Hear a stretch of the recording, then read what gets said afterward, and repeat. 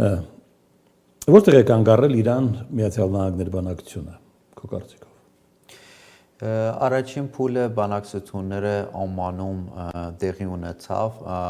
սկզբից պետք է պայմանավորվածություն կար Թուրքիայում տեղի ունենա, բայց ինչ որ պատճառներով Իրանի կողմը հրաժարվեց Թուրքիայի, որովհետև այնտեղ համ Թուրքիայի դերակատարությունը մեծանում էր, համ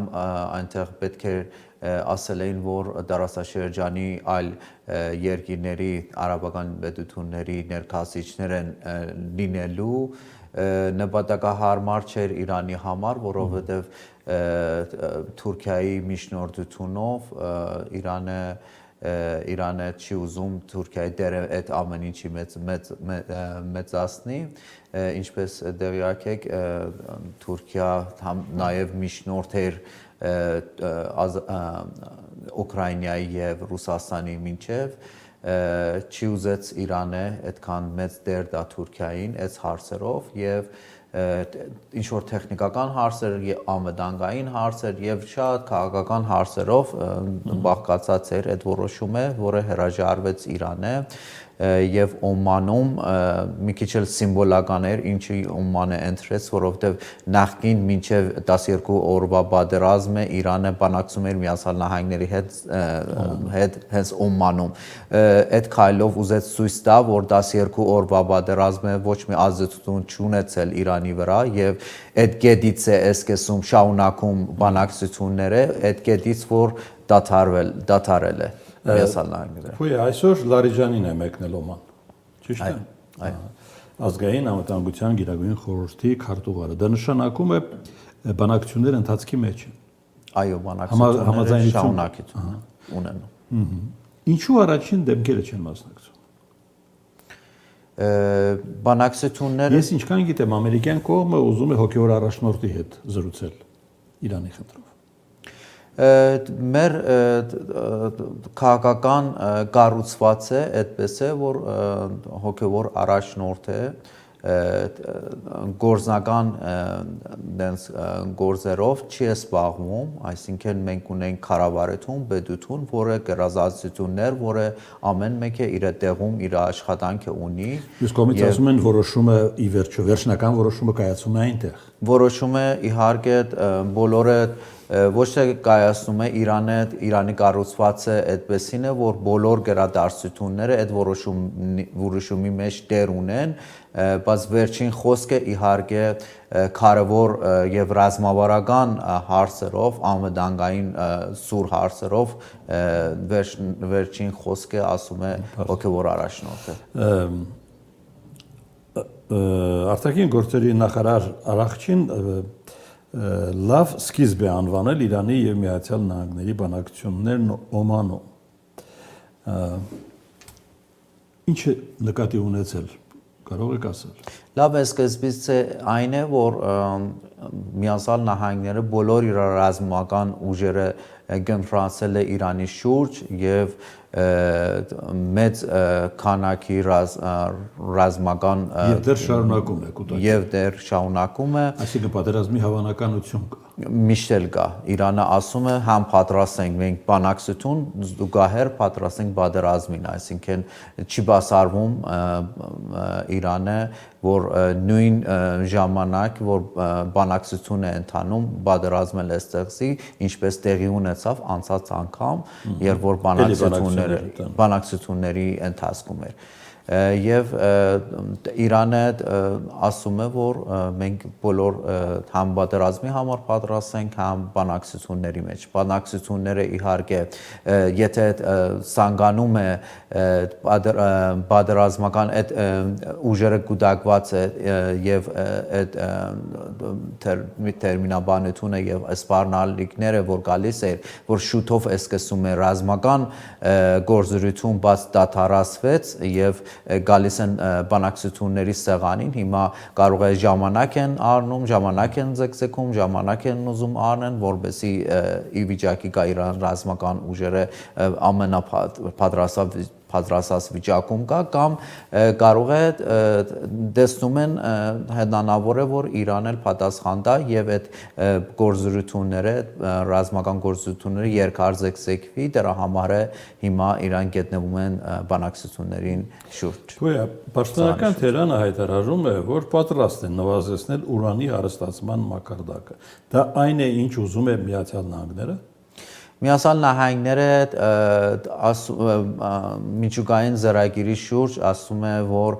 պետք է ամբողջ այդ 400 կիլոգրամ հարուսացված ուրանը 60%-անոց է երկրից դուրս գա։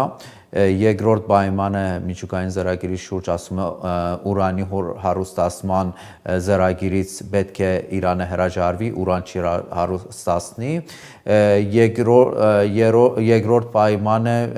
հերթիրների ծրագիրի մասին է, բալիստիկ, ընդհանրապես հերթիրների ասում է պետք է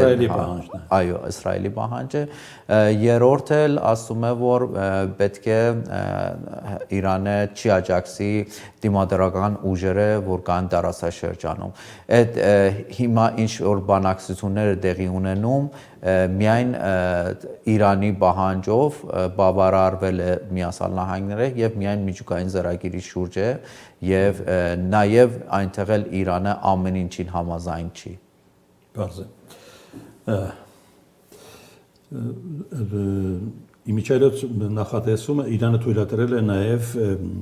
միջազգային կառույցներին այցելել միջուկային օբյեկտներ։ Այդ միջուկային 12 օրյա պատերազմից հետո ասում էին Վաշինգտոնը հայտարարում էր այդ օբյեկտներն այլևս գոյություն չունեն։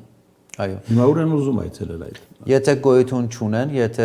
Թրամփը բազմիցս հայտարարել է, որ Իրանի միջուկային ծրագիրը եւ օբյեկտները ոչնչացրել է, հիմա ինչի շուրջ են իրեն բանակցում Իրանի հետ, եթե ոչնչացել է, թեմայը վերջացել է։ Սա ցույց է տալիս, որ չափազանցնում էին այն ժամանակ, պետք է ինչ որ հաղթանակներ ցույց տային ամբողջ աշխարհին, որ կարողացել են իրենց նպատակին հասնեն, բայց իհարկե վնասներ հասրել են Իրանի միջուկային օբյեկտներին, բայց հիմա Իրանը ասում է այդ օբյեկտները հիմա հնարավոր չի այցելել, որովհետև այնտեղ շատ տեխնիկական խնդիրներ կա եւ պետք է սպասել եւ այդ սպասելու է, այսինքն Իրանը այդ ամեն ինչը սպասողական իրավիճակում է բերել ոչ պատերազմ, ոչ բանակցություն, ոչ բանակցություններ, որովհետեւ կարողանա մի քիչ ժամանակ առնի եւ անգամ Իրանի համար էլ այդ ժամանակը պետք է համ Միացյալ Նահանգների համար։ Փույա, վստահ եմ հետևել ես իրանյան արձագանքին կամ վերաբերմունքին ԱՄՆ փոխնախագահի այցը տարածաշրջան Երևան եւ Բաքու ինչպիսի ռեակցիա առաջին ռեակցիան ինչպիսին էր Իրանի այս այցի Միշտ էլ շատ Միացյալ Նահանգների ակտիվությունը տարածաշրջանում բոլոր տարածաշրջանում Իրանի համար մտահոգ է նույնպես հիմա մտահոգություններ հայտնեցին Իրանի արտաքին գործերի նախարարի խոսնակը անգամ այն դեպքում ինչ լսվեց ինչ տեսանք Երևանում անգամ այդ դեպքում Ամեն դեպքում ներկայացությունը Իրանի համար մտահոգ է իհարկե մենք գիտենք Միացյալ Նահանգները ինչ թշնամանք ունի Իրանի դեմ եւ նման տարածաշրջանում նման ուժի ակտիվացումը Իրանի համար բնական է որ ամեն դեպքում մտահոգիչ է Այսինքն խոսքը միայն ամերիկյան ներկայության ինչ ձևով էլ լինի ներկայության մասին է ինչպիսին է լինի այդ ներկայությունը Տեսեք դե ռիսկերը մինիմալ ունենք մաքսիմալ ունենք մինիմալը է որ ինչպես Հայաստանը ասում որ Իրանի կարմիր կեցերը պահպանում է այն է որ տարածքային ամբողջականություն Իրանի Հայաստանի վրայսկությունը իր ճանապարհների վրա 100%-ով պահպանվում է բայց մաքսիմում մտահոգությունը այն է որ Իրանի հոգևոր առաջնորդի խորհրդական բարոն Վելայաթի է հայտնում որովհետեւ ինքը ասում է որ սկզբից Միացյալ Նահանգները բոլոր տարածաշրջանում սկզբից խաղաղ եւ տնտեսական եւ ֆինանսական ծրագիրներով է մուտք գործում, հետո վերանում է ռազմական ապակա դարիներ, վերանում է ռազմական եւ անվտանգային ակտիվիտուն այնտեղ այդ տարածաշրջանում։ Դա է Իրանի համար մտահոգիչ, որ հիմա փորձում են Հայաստանին շահագրգռել տնտեսական ծրագիրներով, հետո իրենց որտեղ որ ամուր լինի այս տարածաշրջանում, այլ ժամանակ է, որ այլ բաներ կարող է անեն։ Դե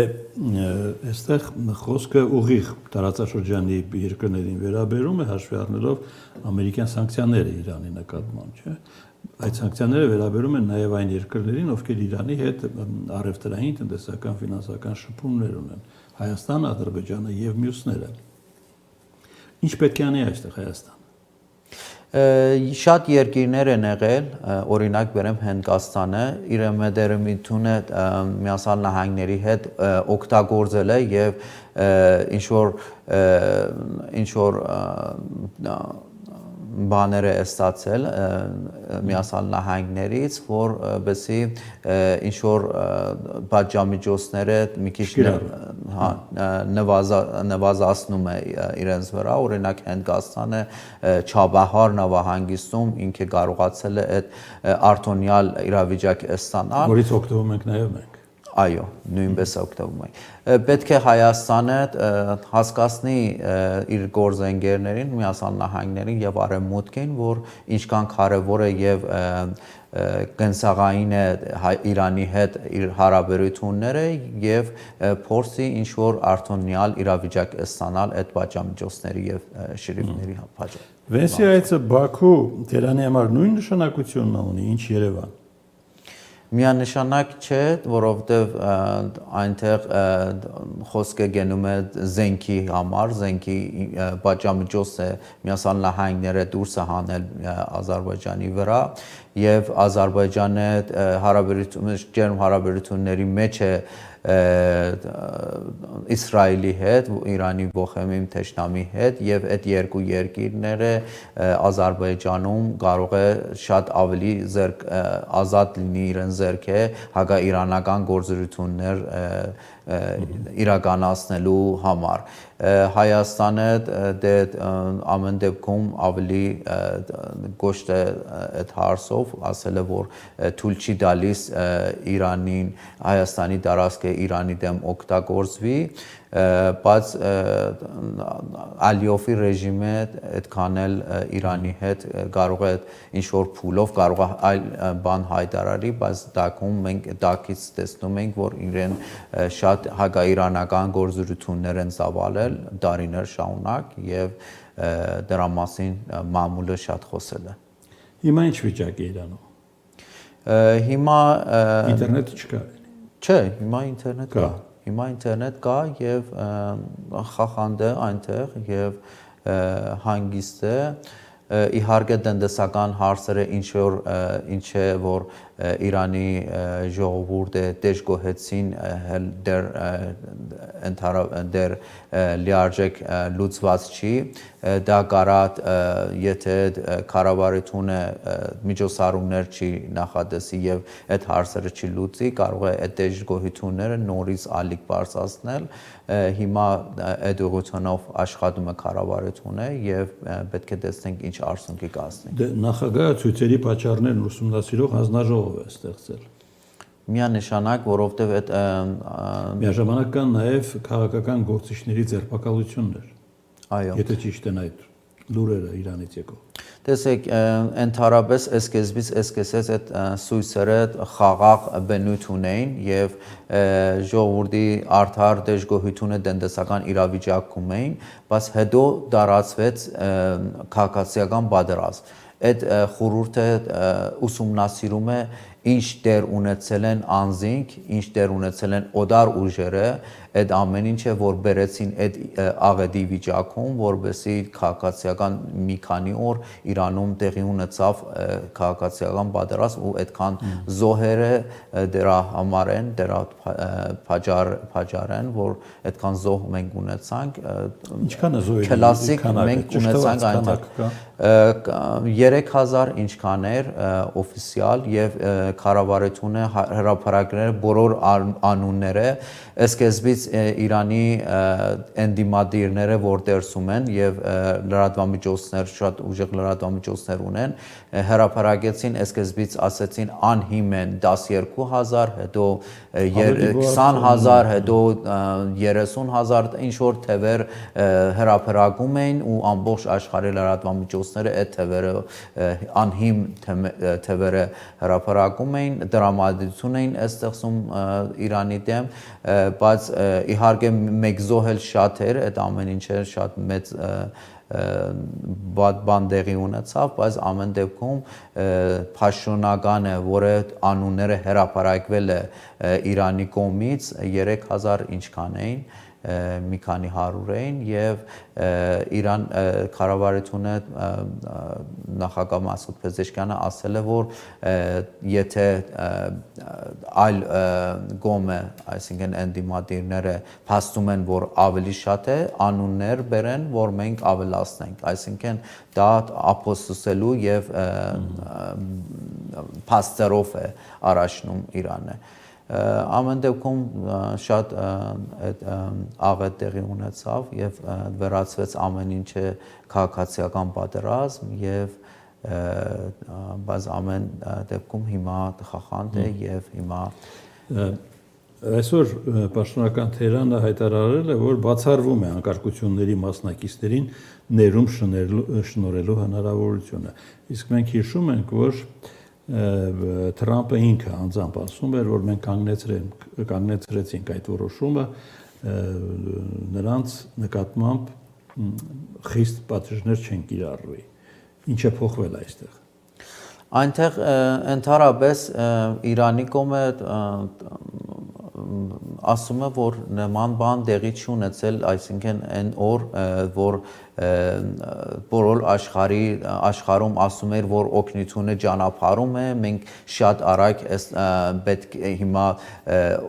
ռազմական գործողություններ ենք անելու սուսարարներին անկարգ սուսարարներին օգնություն ենք ձեռք բերնում հետո մի օր կայնեց ասես որ իրեն 700-800 հոգի մահաբադիժը կայնացնել են որը նման բան տեղի չունեցել Իրանը որոշում չի եղել այդ օրը որ 800 մարդ պետք է մահաբադիժ ընդունեն ինքը ուզում է ինչ որ հաղթանակ ինչ որ բան ասի որ ցույց տա որ հաղթանակ է դարել ինքը ամեն ինչը հասել է ինքը ուզում է բոլոր իրավիճակներից պատուհանը բազում բոլոր իրավիճակներից ինքը հաղթանակ դուրս գալ դրա համար է այդ բանակցությունները հնանավոր է ինչ որ չափով իրեն որոշեն ինչ որ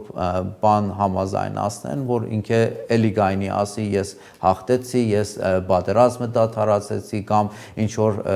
նպատակներ թիրախի Իրանում որ էլի ասի ես ոչինչ ասել եմ Իրանի միջուկային ծրագիրները բայց իրականությունը այն է եւ ժամանակը ապացուցում է հենց հիմա ապացուցեց որ ինքը չի կարողացել 12 օրվա պատերազմի ժամանակը լուրջ վնաս հասցրի եւ Իրանը հիմա այդ 400 կիլոգրամանոց հարուստացած ուրանը իր ձեռքում է դրա համար էլ բանակցում է Թրամփը Իրանի հետ եթե բոլոր խաղակարտները կարողացել էր ստանալ Իրանի ձեռքում հիմա բանակցությունների սեղանում Իրանը չուներ խաղակարտներ հիմա այդ բանակցություններում ցույց է տալիս որ Իրանը խաղակարտներ ունի